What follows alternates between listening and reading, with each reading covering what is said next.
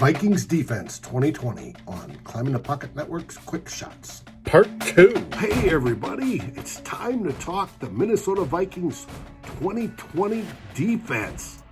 Join me, Dave from Good Morning Gallahorn, Flip, the great Flip Mazzi from 15 Minutes with Flip, and Matt Fries, one of the Climbing the Pocket Network's outstanding writers, as we break down what we see coming in just less than 2 weeks. Skull! In part 2, we're looking at the safeties. We have the best tandem in the league. How will that affect the overall play of the defense? How will the backups figure in? And will it help the young corners? Last year, we had 3 experienced corners, and they were all let go. This year, we have some youngsters. How are they going to do? Does having the best safety tandem help them? Or how about the cornerback whisper as your head coach? Well, that brings us to the defense. It's that defense that's got to stop them. Let's talk about the defense. We have the new faces. We have guys, in all 3 levels. Where do you think probably the most secure portion of the defense is our safeties right now, our 2 starting safeties? Backups is a whole total different story. But what do you think of the safeties? Matt, go for it. Yeah, so I guess, first of all, we have 2 of the best safeties in the NFL on this roster, right? And I wish we would have locked up Anthony Harris long term. It doesn't seem like that's something that's going to happen. But, I think they were 2 of the top 3 graded safeties by PFF last year. I don't know the exact number on that. But I think the level of play we've seen from both Smith, who's done it for years now, and Harris last year is who they are as players. Right. I think that's representative of who they are as players. There was some concern with Harris after 2018, where he had a fantastic end to the season. Right. He played about half a season and it was phenomenal. And then he continued that last year. So I think within how good both Smith and Harris are, you're going to see a little bit of fluctuation. So maybe they're not quite at the peak that they were at last year, but this is still very easily a top 5 safety tandem in the league. Flip, I don't know how you feel about the depth behind that. It sounds like Josh Metellus is probably the 3rd guy based on the reports that I've seen come out of camp, which, depth is particularly a concern if one of these guys get injured, but I don't know what you feel with what we got backing him up there. Yeah, I think we're all on the same page. I haven't looked into the depth as much, but honestly, we could have the best backup safety group in the league, and they would still be a significant drop-off behind Harrison Smith and Anthony Harris. Health is my only concern here. Harrison Smith, one of the best safeties in the NFL, a guy who makes all 10 people on the defense around him better, and the centerpiece of the Mike Zimmer defense. From the day Mike Zimmer got here, they've designed everything around Harrison Smith. Not Eric Kendricks, not the defensive ends. It's been Harrison Smith.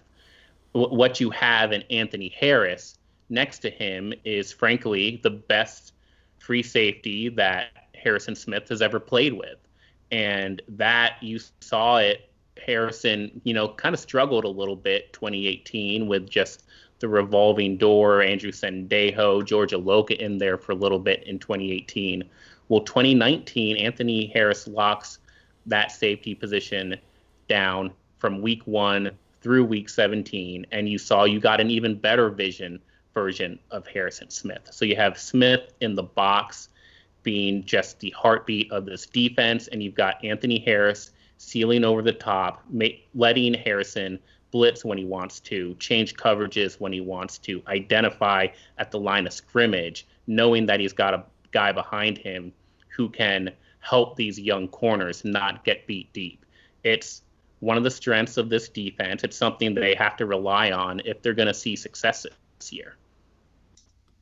And I particularly want to emphasize the familiarity that Harris and Harrison Smith have with the defense, and like you mentioned there, I think that's going to help our young secondary outside of those two players quite a bit, where they're so good at communicating, and particularly Harrison Smith, at seeing what the offense is doing in front of them and predicting the play and understanding what they need to do on the play, that it will really help the rest of the secondary kind of gel.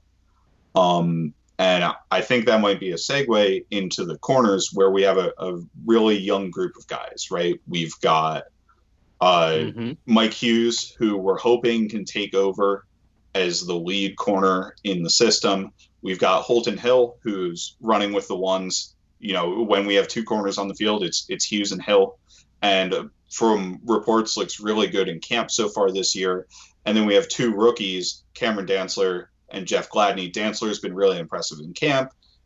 We drafted Gladney higher than we drafted Dantzler. So how do you think the safeties work with those guys, and who do you think's doing what in our cornerback room this year? Yeah, there's a lot of name recognition happening with the cornerbacks as far as going from last year to this year. The reality is the 2019 cornerbacks, they were not good.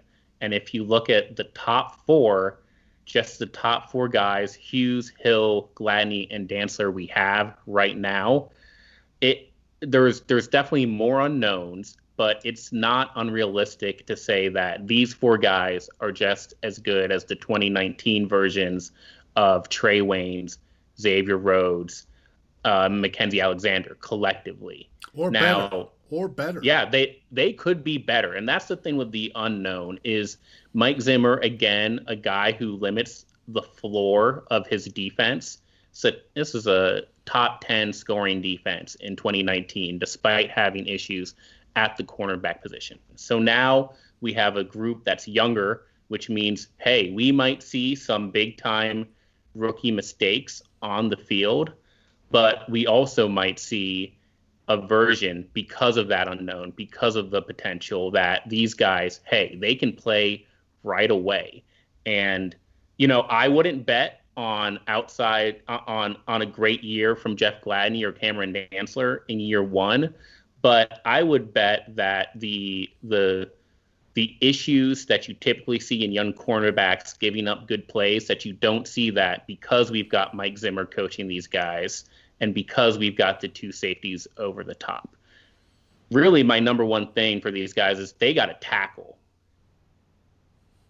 Yeah, I think the one thing you lose in Trae Waynes is he was a fantastic tackler and fantastic in run support. I think that's something that hopefully Holton Hill, who, one of his calling cards coming out of Texas, and he was a supremely talented player, who had, off the field issues, really, was that he was really good in the run game. So, but I think something else that we have, and we had this in the past, but is kind of depth at both the slot and the smaller, shiftier corners, because we have both Hughes and Gladney, and against larger players with Hill and with Dantzler, who are both 6'2", 6'3", and are really hopefully going to be good against those larger, more physical players. We have to play Julio Jones, we have to play Mike Evans, but we also have to play some shiftier, better route runners who hopefully Hughes and Gladney can account for. So I think we've got a spread of talent in our corner room that hopefully allows us to match up against different types of receivers better. Having our two safeties back there helps a lot. It helped last year when we had older, more mature corners that used to be good or very good.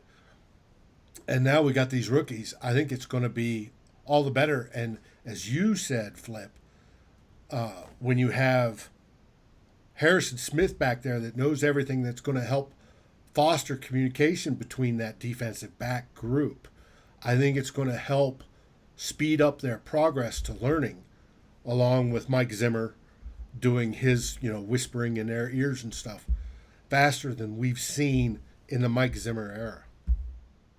Yeah, I agree. It's really just being able to, hey, be optimistic and not just be concerned about every new name you hear. Sometimes those new names beat expectations. I'm sure there's going to be plenty of bad penalty flags, maybe some bad third down conversions, but overall, I think we've got a good cornerback group. It's not going to be flashy, but it's going to be solid.